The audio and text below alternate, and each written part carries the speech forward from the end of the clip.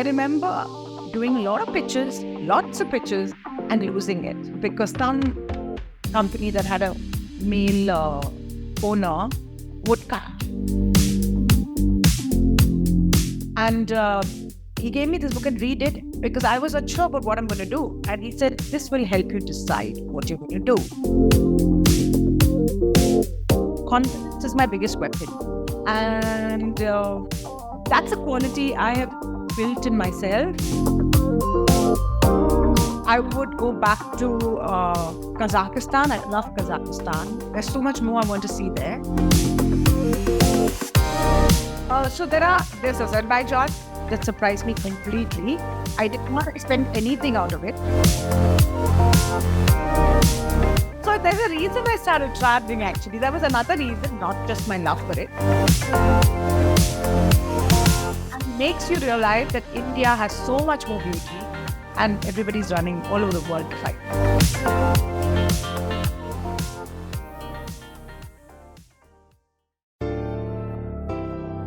Hello and welcome to the Success with Savita podcast, where we share hot tips on how to do life and business without losing your mind. I'm your host, Savita Nanjappa, entrepreneur, high-achieving 9-to-5er turned transformational success coach, helping you create a wildly successful business. Come hang out with me and other fabulous humans like you every week for stories and chats packed with a healthy dose of tips, resources, how-tos, and real talk. Side effects may include a happier and more confident you with each passing day. Hi, and welcome to the Success with Savita podcast. On the podcast today, I have for you a very special guest. She's my dear friend and my first go-to for all things fun, all things related to food, travel, life experiences, and business as well. Until now, we haven't had a travel entrepreneur on the show, and I'm very excited to talk my first love, travel, on this episode. But before we dive into the conversation, as always, we want to share a little bit about our guest and her background. Seema Jaising is the founder of Shea Experiences, an experiential travel boutique company since 2016. Her best days, she says, have been in bringing together diverse and curious-minded talents and partners across the globe to create a customized travel company, doing both inbound and outbound holidays, celebrations, and also learning through travel journeys worldwide and in India. Shea Experiences also became India's first travel company to become affiliated with National Geographic Expeditions, the specialized travel division of the mother brand National Geographic, headquartered in USA. Seema has won multiple awards and multiple achievements over the years. There's so much more I would like to share about her, but I would like you to listen to this conversation because it is fascinating, it is interesting, it's fun, and it's about travel. I'm sure you'll enjoy this conversation as much as I did recording this with Seema. Join me as I talk to Seema Jaising about the business of travel. Hi, and welcome to the Success with Savita podcast. And Seema, welcome to the show. I am so excited to have you here, not just because you're such a dear friend and I always have fun times with you, but because I know this is going to be a crazy conversation. So welcome to the podcast. Thanks so much. And I'm so happy to be in your podcast. And I heard that I'm the first travel entrepreneur that you got online. So I'm actually intrigued why you wanted a travel entrepreneur, because people don't really talk much to, it's usually fashion and, things like that. So the first one is easy. I love travel, you know that. But I also think a lot of people, travel is so important in many people's lives, but they don't know often the behind the scenes of what it takes to run a travel business. And I've seen you do it, and I think you do a great job. So that's why I wanted to talk to you and understand from you how this business really works, how you built your brand, and and all the fun stuff that we think travel is about, but really is not. And I really want to talk about the unsexy side of travel as well today. So yeah, more to that. And I'm ready, if you are, to start listening to your stories. If I must. And the sexy side, that's a new one. Yeah. Try much on the ground to make it look all clean and honest and straightforward, yet don't show what goes on at the back. Yeah. But I think that's what edges us in travel to do what we do. You need to be that person who loves the energy who likes the fast pace or not. It's made for you or it's not made for you. Yeah, absolutely. So I want to start off for our audience, right? Go to the beginning, right? What's been your journey? Because I know you were a dental student, you're a dentist. A dentist, yeah. Yeah. Fast. So yeah, And from there to the world of travel, what's your story and how did you get started and why did you choose travel? so if we go back many years and many years really, because I'm talking about early 2000s, actually go beyond that. When I lost my father, I was all of 18. The world was this big, amazing place because you're a spoiled child who gets everything she wants. And cut to when I was 18, my father passes away. And all the plans that I had, I mean, basically, that's where I learned you never plan your life. You make your focus, but you don't plan your life. So, my whole plan of joining him in his nursing home that he owned, because he was one of the top surgeons of Bangalore, uh, fell down on the ground because there were a lot of family issues and we had to kind of fend for ourselves. So, in the middle of my studies, which is my first year dental surgery, I took this hard call to look to do something else as a second job. So actually, working in hospitality was my second job. Was my job like when you go to university today? Most kids go and study at universities and go and work in the evenings. So this was my second job. So I made up my mind to study during the day and put in an intense 8 hours of work after that. Only because I wanted to hustle to know how to earn my own money. Because honestly, I did not want to be a burden on my mother and ask for a pocket money that most kids my age were getting at that time. And also to learn how to earn money the hard way. Because I think that's a very important lesson that most people don't teach their kids. I'm nobody to say I have no kids, but it's a very important lesson. And I was lucky to have my father who insisted I work at the age of 16, small jobs during my summer holidays to understand the value of it. Talking about not a very strong topic because we don't want to make this boring. So I started working at Le Meridian, would you believe it, as a pastry chef because my love for pastry shows. And, Wow.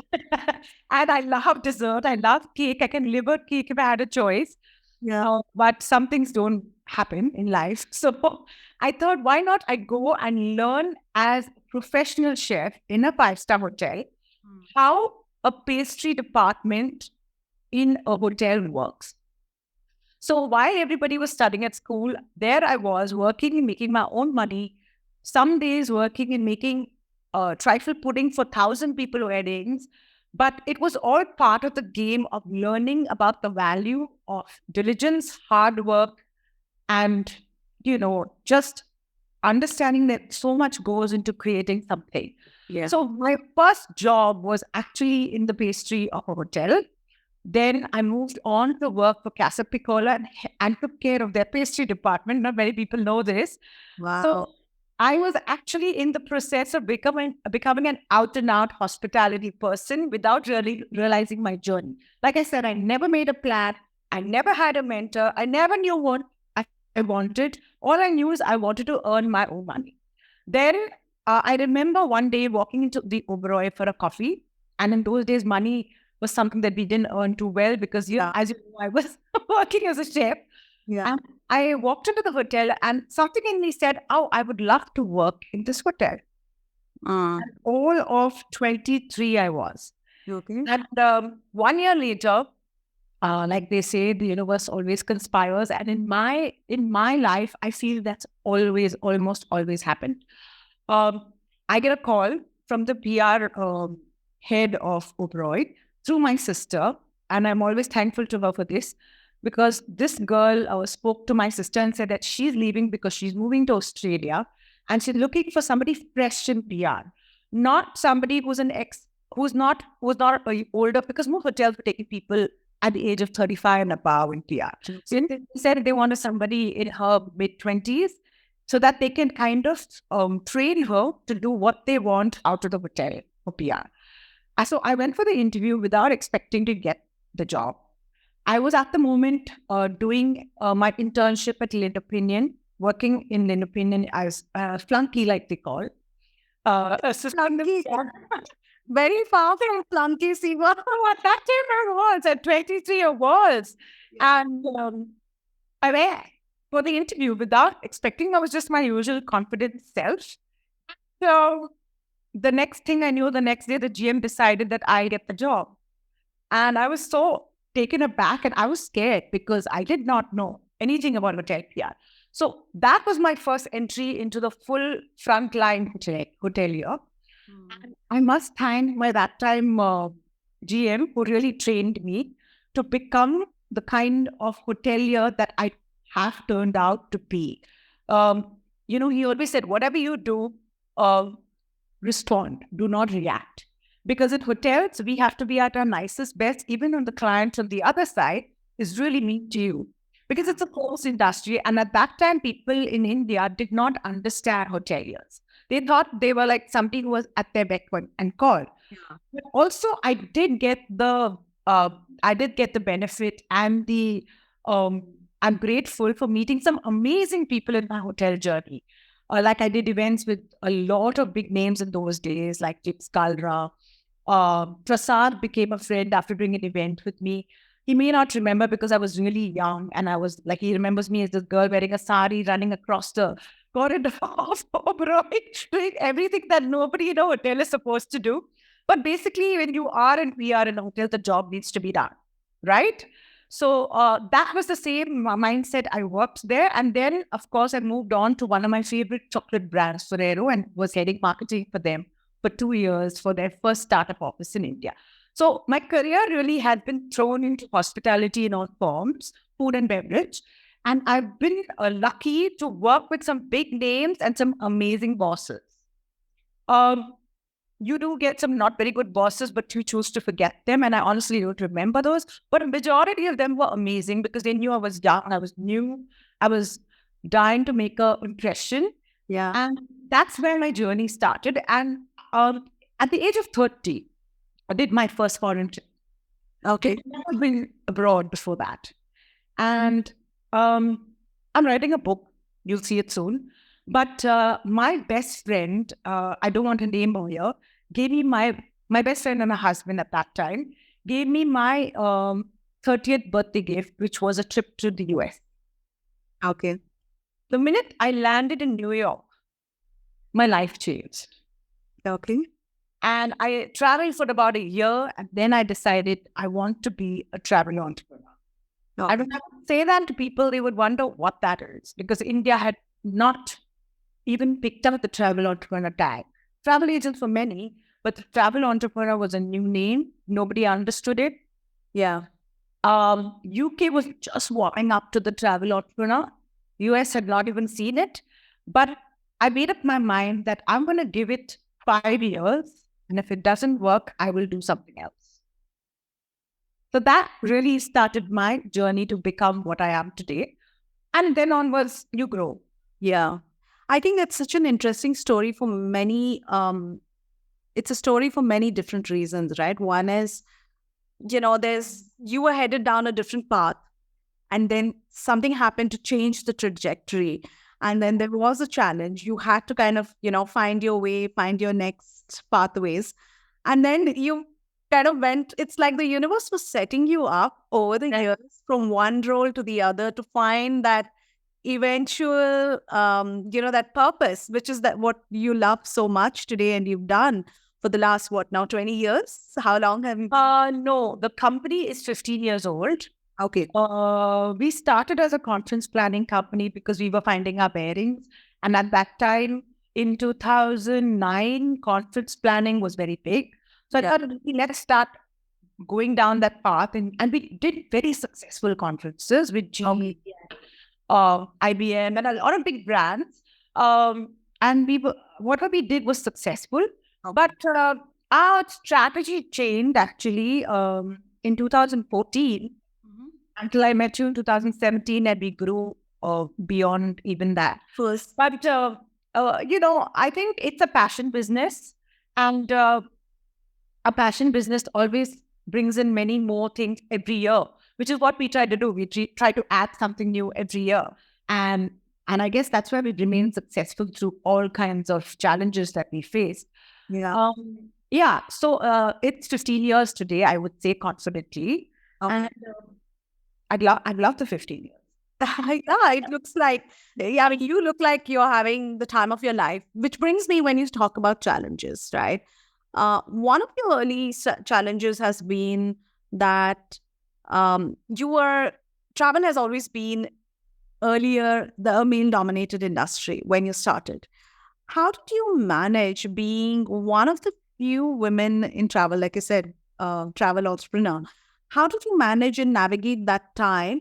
Did you face any roadblocks, obstacles, and how did you deal with it, if so? So when I started the conference business back in 2009, 2010, it was very male dominated. I remember doing a lot of pitches, lots of pitches, and losing it because some company that had a male owner would cut. Basically, what they would do is they would cut budgets. Whereas we were very straightforward and we kept our service fees consistent. We work with the service fees. We don't work with a markup like most travel companies. So people know how much they're paying us, which is for our service, right? So the market was getting used to this concept that I kind of introduced. And we lost a lot of business.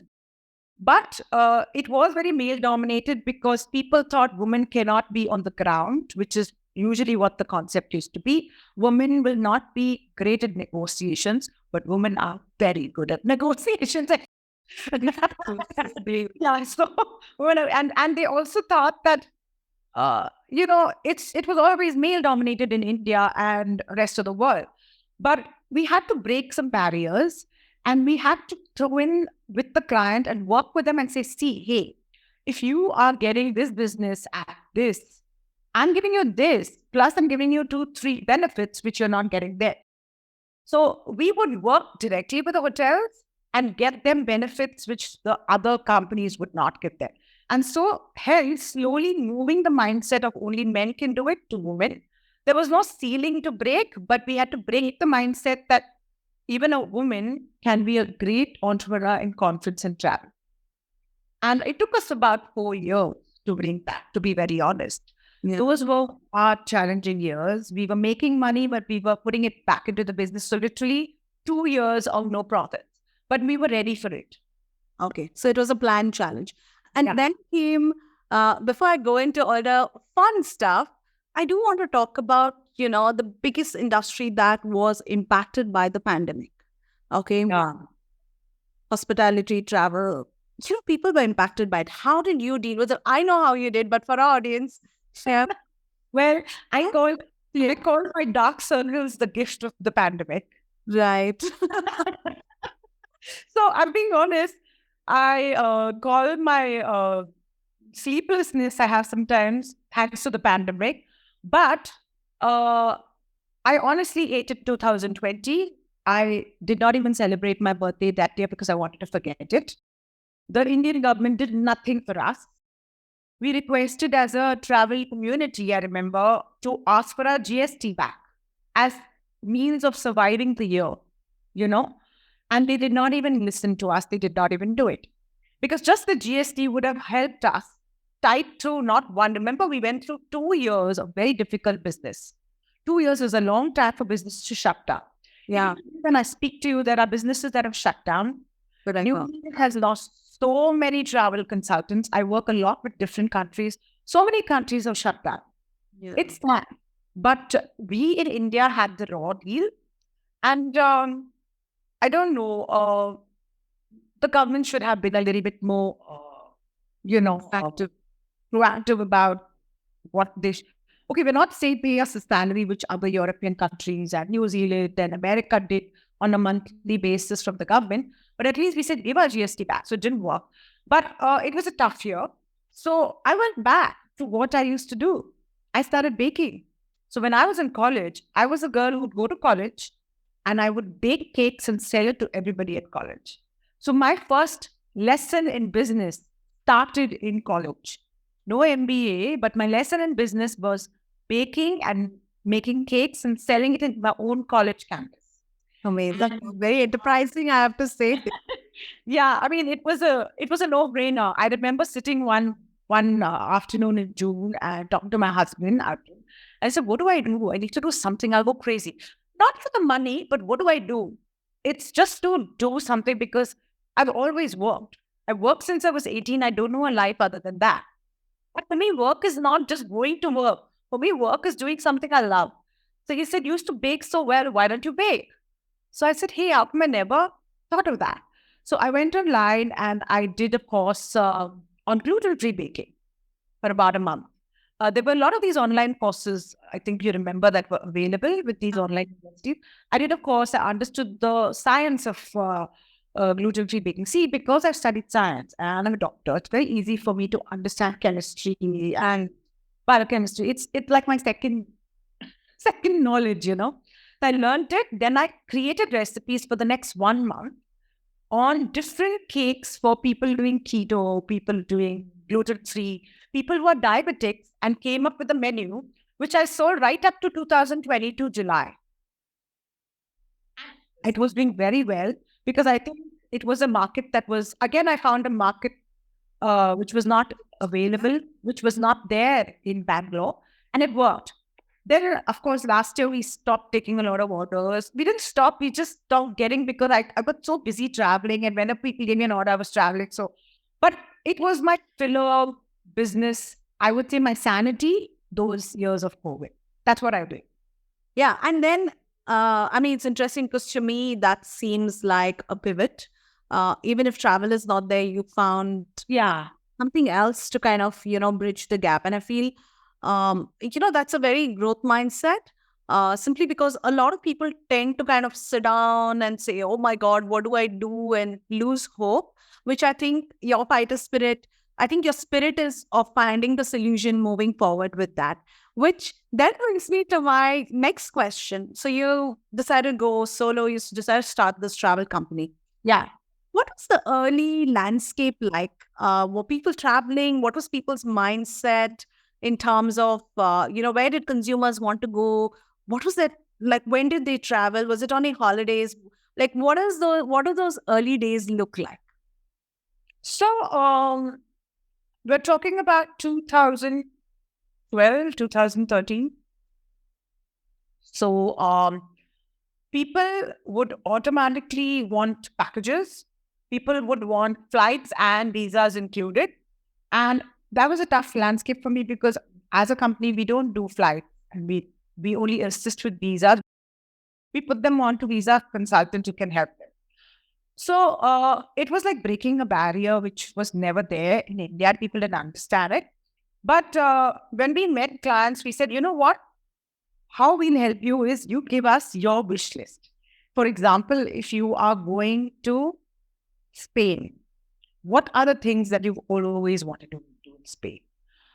Give us your budget of the hotel. That's a simple thing, right? The rest we fill in. And then we come back to you with not just what you want, but we add what you think you will like a food tour, Okay.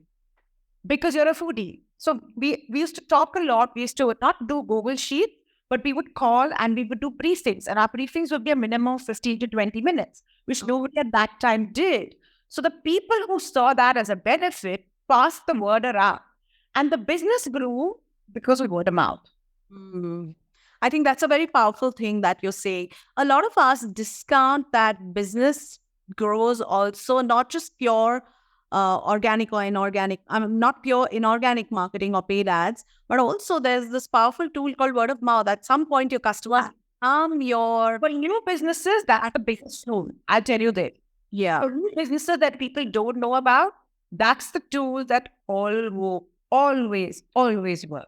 Yeah. Something for business owners listening to this conversation. Something for you to take away. What Seema is sharing, which is word of mouth, is powerful. We know how it works. We trust people who tell us when they've done something, and especially travel, right? You're going to a new country. Yeah. Want to be safe, all of that. Okay. So now I want to go back to again, looking back. Is there anything you would have done differently with Shake? No. Everything has been a step towards success, a step towards growth, a step towards doing that edgy difference that nobody else, hopefully, in the industry dares to do. I hear you say that, and I know, because I know you personally, I can say that you live that every moment. What are some fun early trips that you planned, if you'd like to share? Oh my God. So I had tied up with my friend who had started a travel company in Bangalore, and I was helping her set up, getting the trip sorted out. So one of the trips that she made me go on, because she did one group and I did the other, was the Uzbekistan group. Oh my God. I think the Uzbekistan group was not just because of the destination, it was the people. We had this really motley crew of 11 people, including two men, and it was truly a riot in terms of giggle riot. Okay. I had so much fun. There were all kinds of women who were funny, each one of them funny in their own way. The men just smiled and went along with the women and enjoyed the women energy. And it was just too much fun. Then my other fun trip, I would think, is something I did this year, which was in March, where I led a group of foreigners across a Buddha journey for 7 days, which I created myself along with the client and her ideas. And I had so much fun doing it. I remember I was so sick at the end of the trip. I'd got a cold because I jumped into the Ganges. And I got a cold from there. I mean, it's very clean, but I think I was overworked, exhausted. I was sleeping, living on 3 hours of sleep. Okay. And I kind of just broke down. But through the sickness, I was having so much fun. And another journey that I really liked was, I keep thinking about it, was actually Bhutan. Okay. Small group of 5 of us.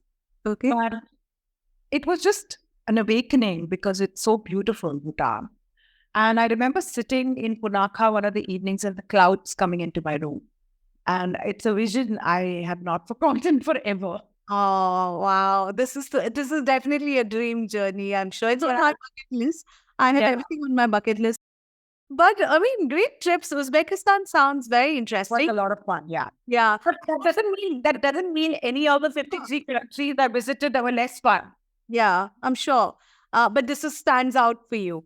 Yeah. Experience that made you think, at some point that wow, like, this is my day job. Like, this is the career that I chose. How lucky am I? What is there a moment that you had that awareness?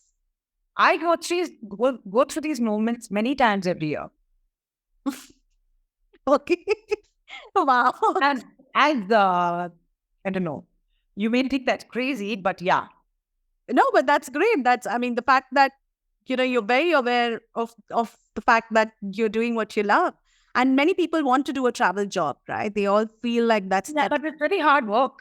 They think, oh, look, well, Instagram has spoiled everything. Yeah. I hope Instagram is not seeing it, but they will.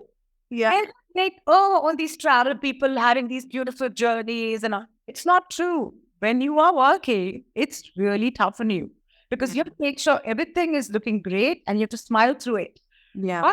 But finally, when the people are so thankful and they're so grateful and you give them a completely new experience to live for, I hope, on every journey, that they want to remember it as one of their best journeys in the they've ever done. That's what I like to hear from every traveler of mine. But when you hope that feeling that they give you or they tell you about, that kind of, you forget everything else. Like what you hear so far? Make sure you never miss a show by clicking the subscribe button now. Stay tuned as we take a quick break, and we'll see you on the other side of the show. Instantly. Yeah, that's what it is. So I want to ask you this now, to the sexy side. We've spoken about the unsexy side, which is the hard work, the challenges, all of that. What does your perfect escape, you, Seema, your perfect escape look like when it feels like, everything is getting too much to handle, you're overwhelmed, you just need to get away and switch off? Where do you go? What do you do? If you ask me this question in my 30s, I'm much older now. I would have said my perfect escape would be something really fast pace. Like I remember I did Iceland in my 30s and I loved it. Okay. Because it was so fast. Every time we were changing sceneries, every day we were changing sceneries. Yeah. If you ask me today, it would be a toss up between two things. One would be, I love the jungle. I can go to the jungle anytime. Okay. I don't need to go on a safari. The jungle is not all about the safari only, which is what it's made out to be. It's not about finding the tiger or the leopard or the lion. But the jungle is just about sleeping with the sound, getting up with the sounds of the jungle, going on a walk, going bird watching in a boat, which I've done. All of this I've done. Seeing the tigers added bonus because I'll never forget how I saw the most beautiful tiger sighting in Madhya Pradesh, where the tiger was kind of just lying in the water because it was so hot and he refused to come out for 1 hour. Oh, Pictures of that. I was like, wow, I never thought that would be my tiger sighting. But that's the only one I saw, and I never saw tiger again after that. So I guess I got my pay for the 5 years. I haven't seen one yet in the wild. I haven't neither. It's very elusive. And I'm the most unlucky person. I always feel every time somebody says they saw a tiger, I say you're blessed, you're lucky. I'm still waiting on my. Where I never saw a tiger for at least 10 safaris, and in my 11th one, I saw it for 1 hour. So I have truly gone my due. So you will get your due soon. Yeah, I hope so. What's the second part of this? You said that. The second part is I like going for a healing retreat because I feel like I just have a complete, thinking time, detoxing. I like doing that because I feel like in our job, we're constantly running, we're constantly abusing our mental and bodies with all kinds of food. I'm a foodie also, so I love food. And I think it's something I need to do once a year. Yeah. I try to do it as much as possible. But that's another thing that I enjoy a lot, which is actually quite slow. They call it the slow life nowadays, but the slow life was a part of me 15 years back. Oh, So, so these are things that I like. And of course, I do love discovering the Silk Route. I love the Silk Route, the Kazakhstan, the Uzbekistan, the Azerbaijan. Our very own Jaisalmer and Nagaur in India's part of the Silk Route, and nobody knows that. So every time I go to any town or any city or any part of the world from the Silk Route, I really enjoy every minute of it. I think that's interesting. That's interesting and that's unusual.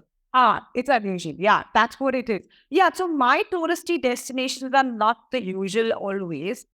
And that's an edge that I bring into my company too because I do these unusual places. All right. I agree that you do at usual places. Yeah. But my next question is, what's a dream destination to curate a trip to? What would like if a client came to you and said, "This is the place I want to go," that you feel is your dream destination to curate a trip to? So last year, I curated a trip for 15 days to Scandinavia. Oh, wow. My partner and me both had so much fun putting it together. We put in 100 hours of work for it, but we had so much fun. So for nature, I would say Scandinavia. For history, Morocco and India are my favorites, always. I also was a part of curating the barter and the accommodation and itineraries for the National Geographic cover mission shoot. Wow. I can't even remember when it was, 2012, 45 days schedule we put together across Sri Lanka for 10 photographers who would finally choose the final one, and this picture would be on the National Geographic magazine. Wow. Yeah. Beautiful. Yeah, that is. And one of my dream trips I want to do is a National Geographic expedition to Antarctica. Of course, that's definitely on my list. I don't know on my list. Yesterday, it's very interesting that you are talking about Antarctica. It's really interesting that you talk about Antarctica. So yesterday I was talking to my friend's dad, who was a captain on a ship, and he worked as a captain for a long time. So I was telling him that someday, I don't know if I'll have the courage, but, I want to see if I can. You need fitness. Yes. Important things. Yeah. To do the Drake crossing. Yeah, me too. I'm scared of it, but Yeah. to do it, I have to be ready for it. Yeah. But you know what he told me? So interesting. He said that, I did part of the Drake crossing when I was going on the ship, but we did Cape Horn. And he said, oh my God, you need to have guts for it because waves are higher than the ship. 40 feet. Yes. And I was High waves. at once. Yeah, at that point between the Pacific Ocean and the Atlantic Ocean, that's where it's like that. And it's 48 hours of it. People, Yeah. 48 hours. So I said, you know what? I'm going to rethink this. So Antarctica, it is for you, but I don't know. I also don't think so. But it's a dream trip. I Yeah. don't know if I'll make it in this life because, Why not? it's great as it scares me. So the next one is, which kind of trip would you prefer? A short action-packed adventure or a slow, long journey? I think you kind of answered it. You like the slow, Like long- both. You like both? It depends on what you want at that time. Okay. Some do's and don'ts for your clients that you learned the hard way. Some of your insider tips and secrets. Uh, in terms of what to carry or how to travel. I think how to travel, and I do have a question on carry. So every country is different. Like I would tell you in Russia, never take a local taxi. Always take the taxi from your hotel. It's not safe. In Africa, always take the flights between destinations, especially in Kenya and Botswana, because the journey on the road is really intense, like really bad roads. So every country is different. And that's why when clients call me also, I tell them when before their trip what they should be doing and what they should not be doing, especially in a country that there's a challenge in terms of something with local transport or whatever. Um, what are the other things I would tell people is, yes, do one fancy restaurant when you travel. It may not be Michelin star, but it'll be a good one because you must see what the people in that country like to do when they celebrate. But don't forget to do food on the street too, because that's what the common man eats. And I make it very important and an important part of travel wherever I can, where I do the food tour for people. Like even in Japan and Osaka, where Michelin stars are 1 million. I insist they do a food tour on the street in Osaka. Okay. With a local guide. Like every place, try the local food. Right. Interesting. Yeah, I think I agree with you on that. You should try the local food as much as your palate can take. Yeah. But you should try and experience the local culture as well, because that's where the learning and the education comes. What are 2 items you feel every traveler must have? It's not 2, it's 3. Okay, 3. So actually 2 items is for vanity, which is sunblock and lip oil or lip balm. Okay. 2 is always have a blanket. Okay. Because the flights get too cold or the trains get too cold. Blanket shawl, like thicker shawl. Yeah. Or you can always have it in your bag when you're walking around or traveling, because the weather changes really fast in almost countries. Yeah. Unless, of course, you're going to Vietnam or Thailand and it's going to be hotter than ever, so you don't need it. But for the flight, again, you need it. Always have a blanket and always have enough change of that currency. Interesting. And then finally, about you, coming to you, right? What are some habits you follow irrespective of where in the world you are? I try and spend 5 minutes at night with myself. It can be through like a breathing pranayama or doing a certain prayer. That's it. People say you must get up and be grateful. So honestly, I try and be grateful once a week. Okay. I try to get up once a week. I try to sit once a week and think about the things that I can be grateful for. Right. Yeah. But 5 minutes with myself and something that I never stop doing. If I can get time, I try and do some kind of exercise for about 25 minutes while traveling. Okay. And as much as possible, walk wherever I go. Yeah. Okay. And when it comes to your business, is there like a motto or a mantra that, or a piece of advice you'd like to share to people? It's actually in my signature. I don't know if you noticed it. When I was flying to New York on my first foreign trip in 2002, now I remember the year, um, I was reading a book which was given to me by my last boss, who was a Russian at Ferrero. He was my marketing head, and he had kind of taught me the marketing of Ferrero before I left. And remember, I did this trip after I quit. Okay. So he'd given me a book and he said, "You must read this book, Seema," because his name was Andrei Popov. I still remember him. We're not in touch anymore. We were in touch for 10 years after that. He lives in Italy, but he's Russian. And he gave me this book and read it because I was not sure about what I'm going to do. And he said, "This will help you decide what you're going to do." Mm. And that book was The Alchemist. Uh, And that book actually made me decide what I should do, made me realize that you can find what you want in your country. yeah. Yeah. And that book had a saying, which I kind of changed as my motto. It's called, "Your future lies first in your imagination, then in your will, and finally in reality." Oh, But this touched me when I read The Alchemist, and I kind of changed it to my.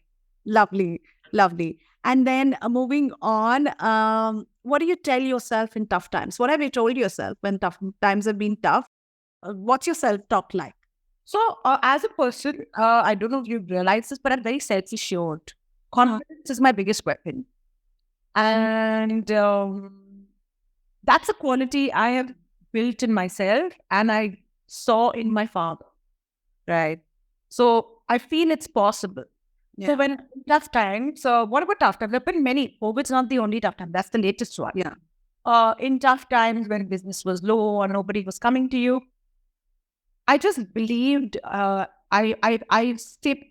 I pray every night for 5 minutes, and I ask why. Why now? Let's move forward, kind of a thing. And I know what I do is very good. No, I mean I'm not boasting, but people who come to me come back again. So I know it. I have seen it. Okay. So because I'm so self assured, I just tell myself, be patient, it'll happen. I do get anxious because sometimes, when you wonder why you're not getting queries, that used to happen before. Then you do get anxious, but then, my mom is another person. Again, she's a very strong force in our lives. My sister. My mom always believes that don't give up, things would fall into place. And I remember that and I do. Yeah. Okay.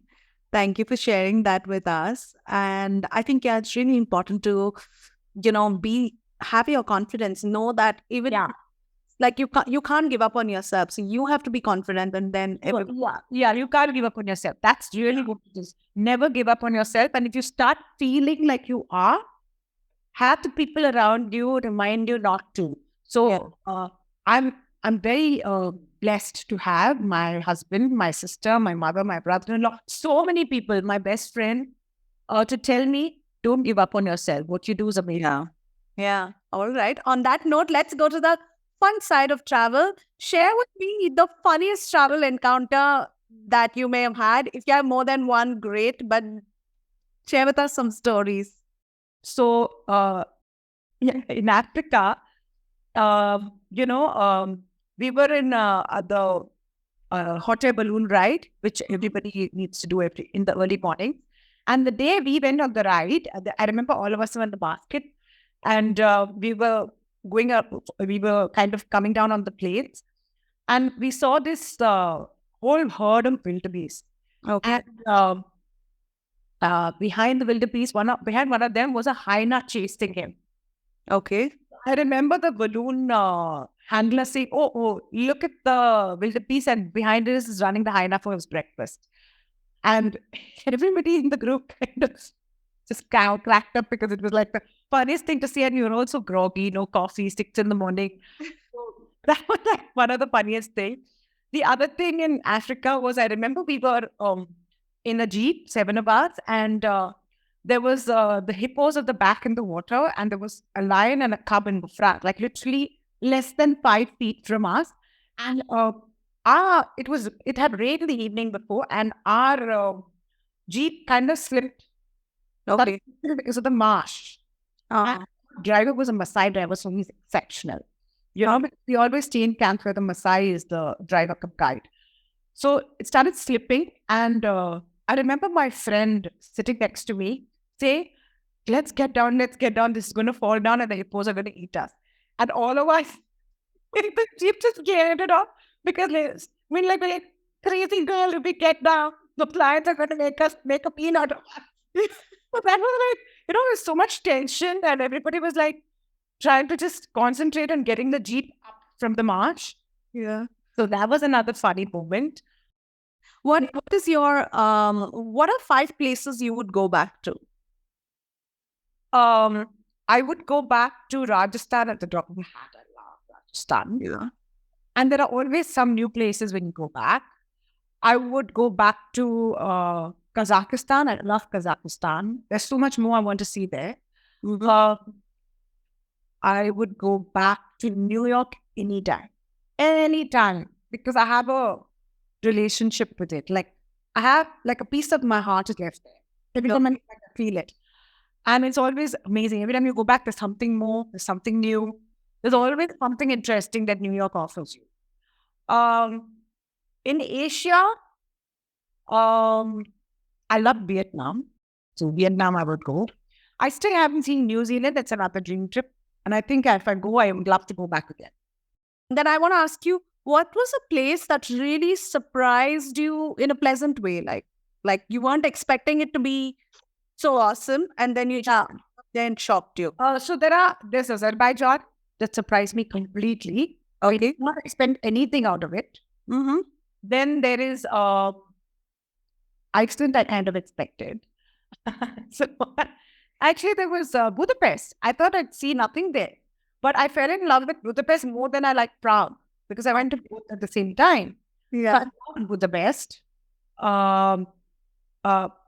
And another place that surprised me was Miami. I can't think of any. Okay. In India, actually, Madhya Pradesh. Oh, okay. I would also be surprised because Very surprised. yeah, interesting.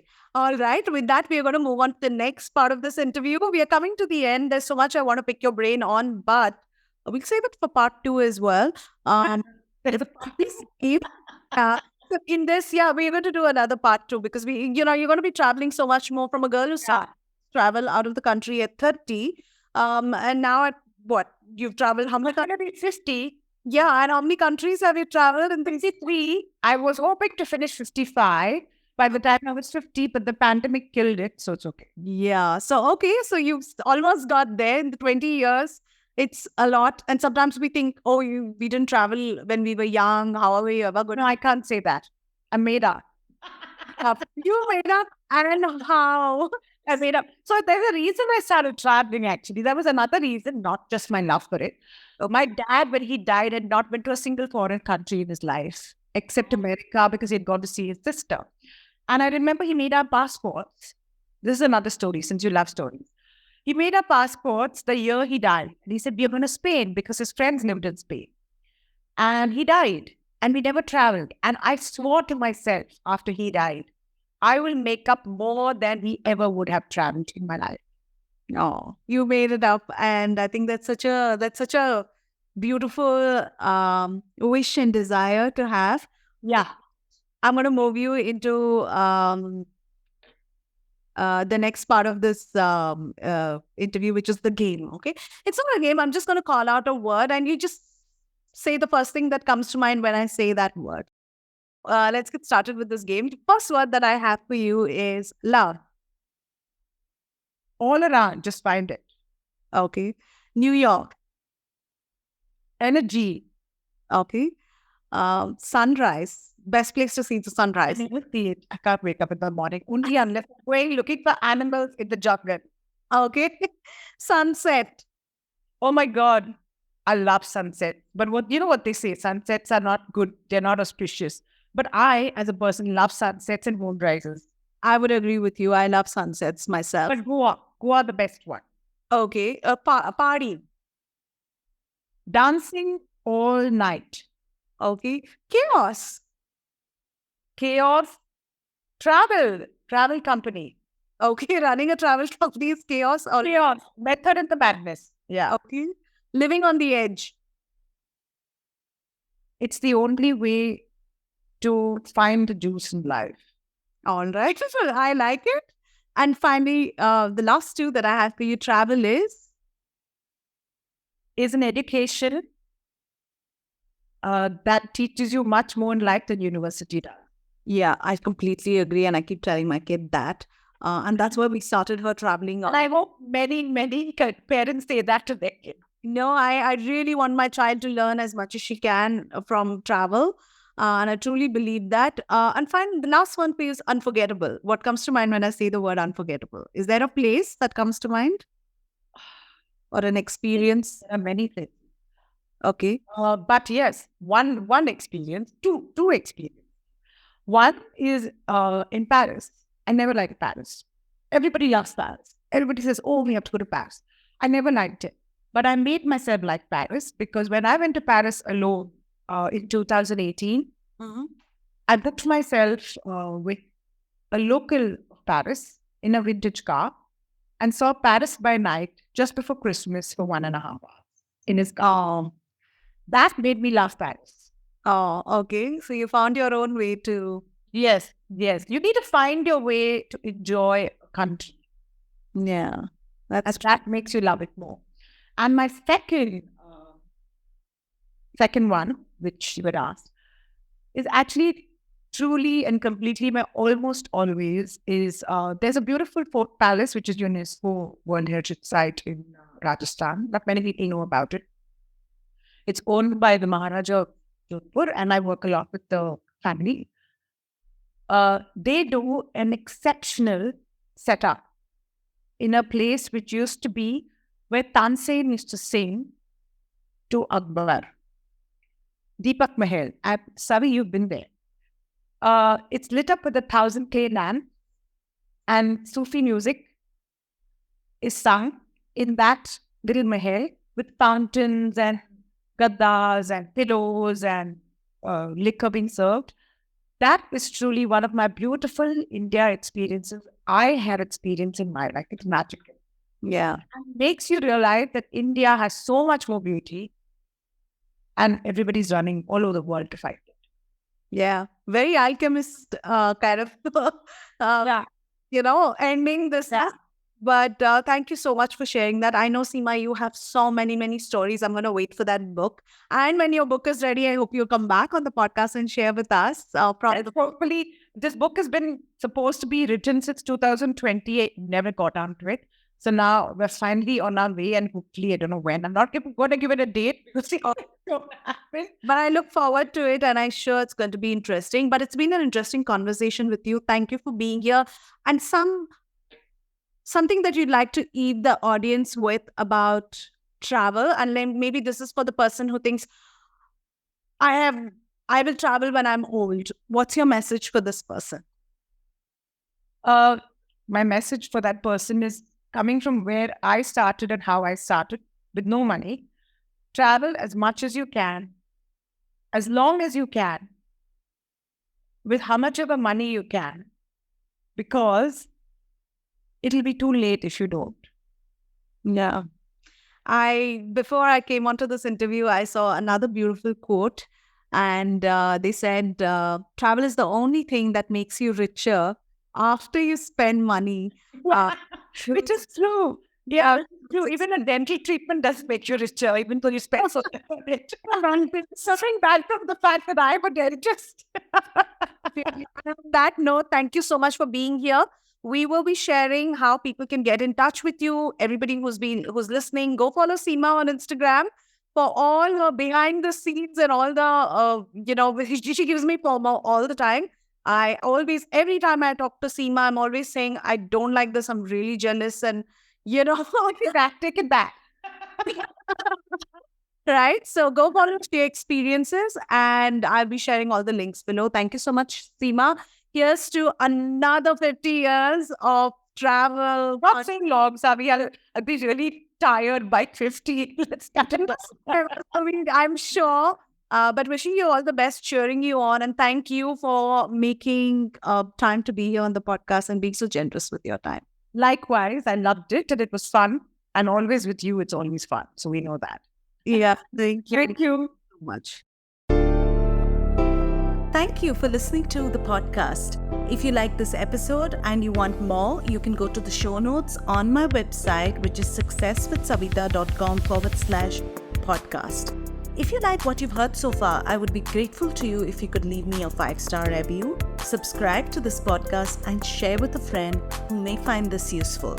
You can also follow me on my Instagram @successwithsavita and DM me any questions you may have, and I will be happy to answer them for you. Until the next episode, believe in yourself and all the best to your success.